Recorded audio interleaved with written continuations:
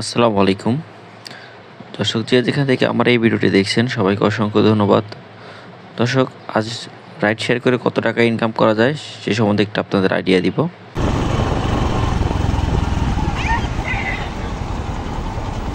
লাগাই দিল।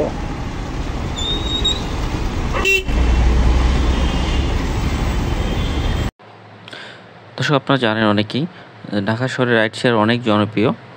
আমি এখন শুরু করলাম বাড্ডা থেকে যাব কারণ বাজার, 150 টাকা ভাড়া। তো প্রথম যাত্রী যেহেতু সেক্ষেত্রে আসলে গেলাম। আসলে এমনি আমরা এখান থেকে 200-250 টাকাও যাই। তো প্রথম যাত্রী হিসেবে যাত্রীটাকে নিয়েছি। চলুন আসলে দেখতে থাকেন। আপনারা যারা ভাবতেছেন আসলে রাইড শেয়ার করবেন, আসলে শুরু করতে পারেন।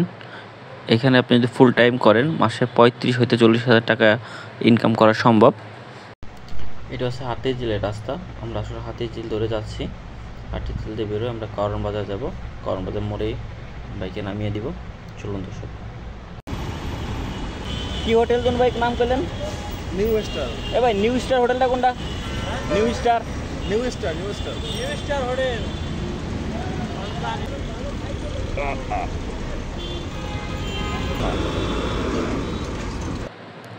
কারণ বাজার যাত্রীকে নামিয়েছি।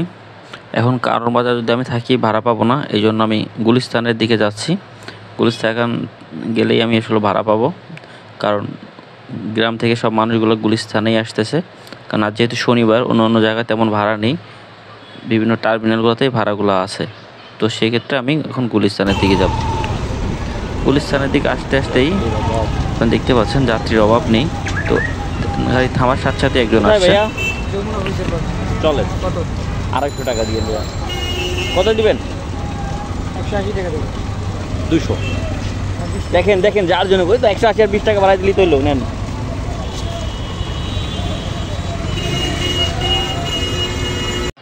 যাত্রীর কাছে আমি 250 টাকা চেয়েছিলাম। যমুনা ফিউচার পার্কে যাবে। তো যাত্রী 180 থেকে পরে 20 টাকা বাড়িয়ে 200 টাকা পর্যন্ত দিতে চাইলো। এই জন্য আমরা গেলাম। হঠাৎ করে বৃষ্টি নামতেছে, গুড়ি বৃষ্টি নামতেছে। এখানে কিছু সময় ওয়েট করছি। ওয়েট করার পর আবার রওনা দিছি। রওনা দেওয়ার পরও বাড্ডা এলাকায় বৃষ্টি পড়তেছিল। দেখছেন ভালোই বৃষ্টি হচ্ছিল। যখন নতুন মজার পার হলাম তখন আর কোনো বৃষ্টি নেই, মানে কোথাও বৃষ্টি নামে কোথাও নামে না। তো আমরা চলে আসছি, তাকে নামিয়ে দিলাম এইখান থেকে।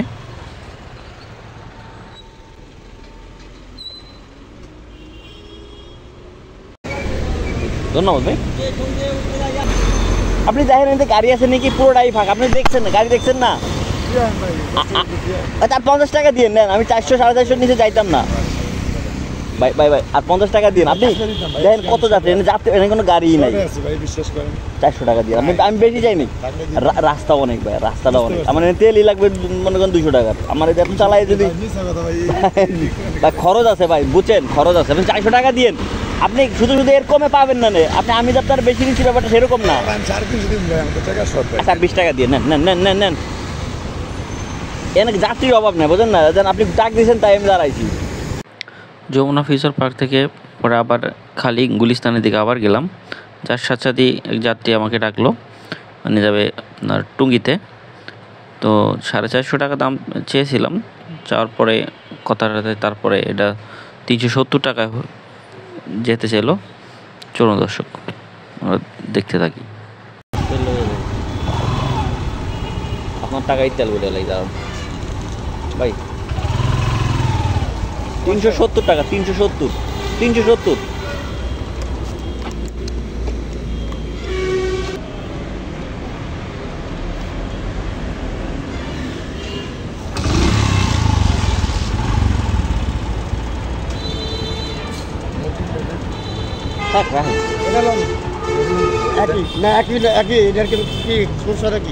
দিতে চাইছে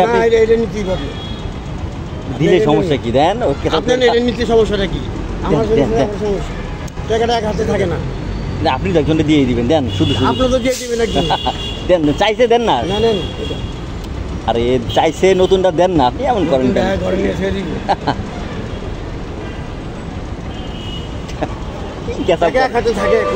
থাকবে না। অন্য জায়গায় যাবো, আমার চেয়ে অন্য জায়গায় যাবো।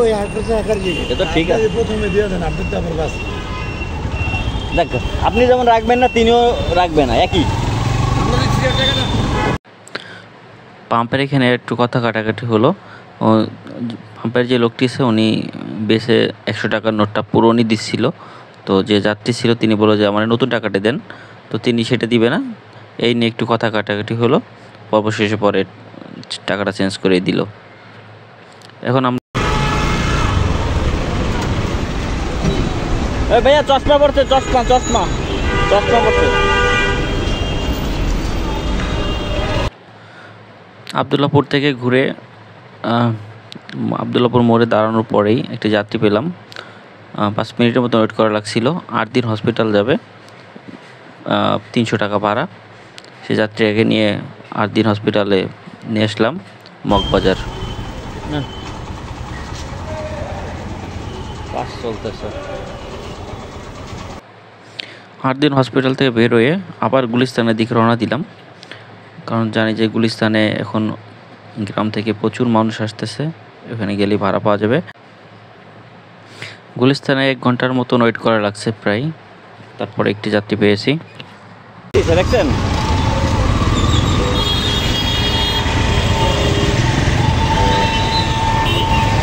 মারাত্মক অ্যাক্সিডেন্ট করছে এখানে। এই সাইড সিএনজি উল্টে গেছে, বুঝছেন? পুলিশের গাড়ি আর হলো সিএনজি।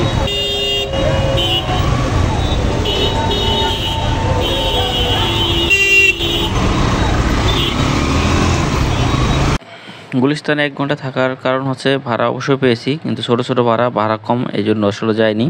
তো আবার টুঙ্গির দিকে আরেকটা ভাড়া পেয়েছি, এটা 270 টাকা দিতে চাইছে, তো গেছি সেটাও, এই ভাড়াটাও নিয়ে গেলাম। টুঙ্গি আবার বৃষ্টি নামতেছে, এয়ারপোর্টের কাছাকাছি আসলে আবার বৃষ্টি শুরু হয়েছে, তো ভালো বৃষ্টি নামতেছে, এই জন্য একটু ওয়েট করতেছি।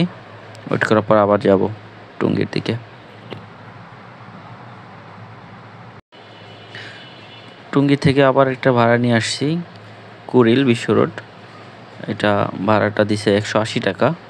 তারপর অনেক বৃষ্টি নামছে, তারপর আমি আমার বাসায় চলে আসছি। তো তেল খরচ বাদে সব মিলে মোট ইনকাম হয়েছে 1100 টাকার মতন টিকছে। তো দর্শক, ভিডিও কেমন লাগলো অবশ্যই জানাবেন এবং কমেন্ট করবেন, লাইক কমেন্ট শেয়ার করবেন। আর এরকম ভিডিও পেতে দর্শক আমাদের চ্যানেলটি সাবস্ক্রাইব করে রাখবেন। এই যে টাকাটা ইনকাম করছি, এটা আসলে 1:30 পর্যন্ত। 1:30টার পরে আসলে বৃষ্টি নামতেছিল, আমি আমার বাসায় ঢুকে গিয়েছি। তো আর যারা ফুল টাইম কামায় তারা আরও বেশি টাকা ইনকাম করতে পারে। ধন্যবাদ দর্শক।